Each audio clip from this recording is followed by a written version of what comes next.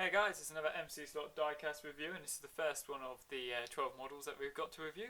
And this is a limited edition Mercedes-AMG Petronas F1 team car.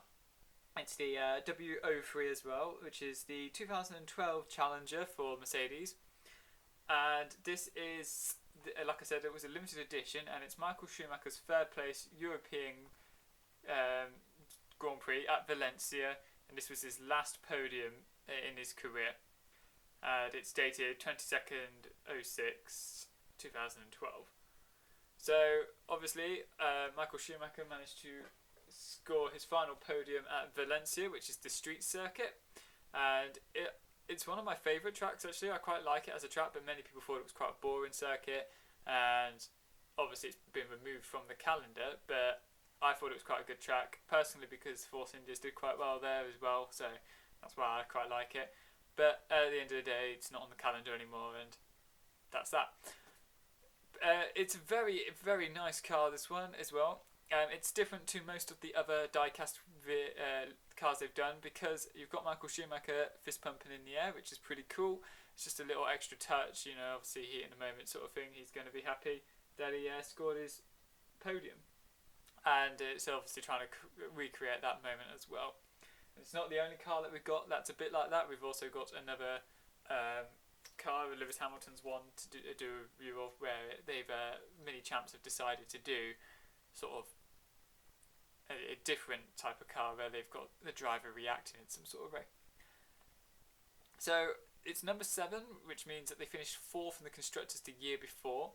They didn't do too brilliantly in comparison to that year where they finished 5th in the constructors and they only scored 142 points in that season. Michael Schumacher himself scored 49 points, 15 of which were his podium position, and he finished 13th. He had only scored in 2 races before that, which was Malaysia and Bahrain, which were both 10th places, which is 1 point, so he had 17 points after that. And his next highest finish was 6th place in Monza, which is Italy. So he had quite a bit of a rough season. He didn't score very often, but he still scored quite big points. His 15 points there is just under a third of his total points. So that just shows obviously what kind of season he had.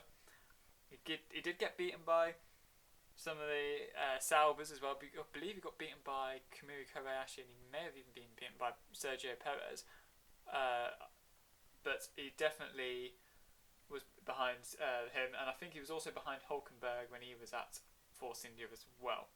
So he was about 13th. Hulkenberg was about in the top, just outside the top 10. I believe Perez actually got into the top 10 in his Sauber, and I believe Kobayashi was 12th, so quite a bit of a mixed season for him.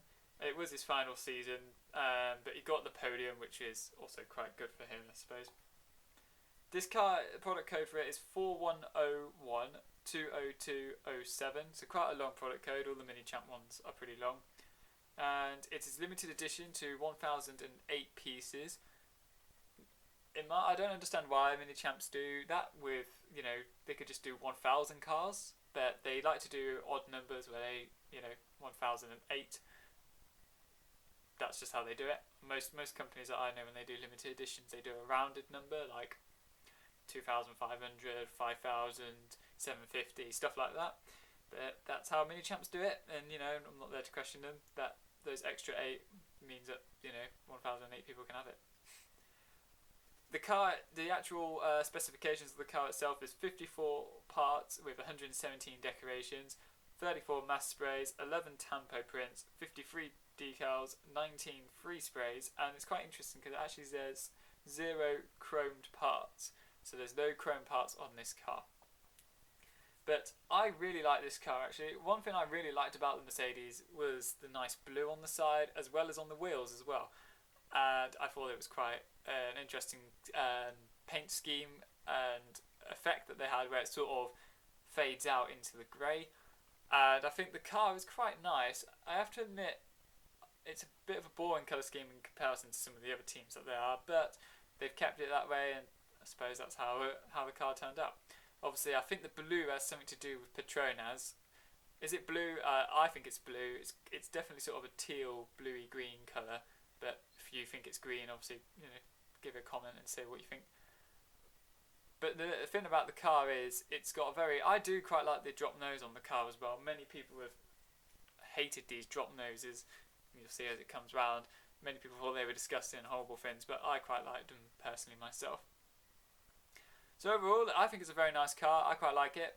I'm not the best massive fan of Mercedes, but the car's quite nice. It's good to get hold of and to do a bit of diversity in the reviews as well. And I'm quite impressed with the detail in all these Minichamps cars as well. Even Michael Schumacher's helmet as well is highly detailed. And they've even gone to the extent where they've put a small little track layout inside the cockpit there, which is quite interesting because from the looks of it, it doesn't look like Valencia. So that's quite interesting considering it's meant to be a Valencia car. You would think they'd have the map of Valencia in there. But Michael Schumacher's helmet is very well detailed. That's the monster logo if you can't quite make it out. So yeah, Minichamps and die-cast cars are very well detailed indeed. Thanks for watching. Please give it a like, comment, and don't forget to subscribe. Don't forget to also comment what video you'd like to see next. I believe the next one will be Lewis Hamilton's as well, because that was already requested. And I thought I'd do the two limited edition special ones first. Any comments would be greatly appreciated, and especially the subscription, because it's a new channel and we're trying to build it up a bit, and also your views and your likes and everything like that. And thanks for watching, and don't forget to check out D More Slot Reviews as well.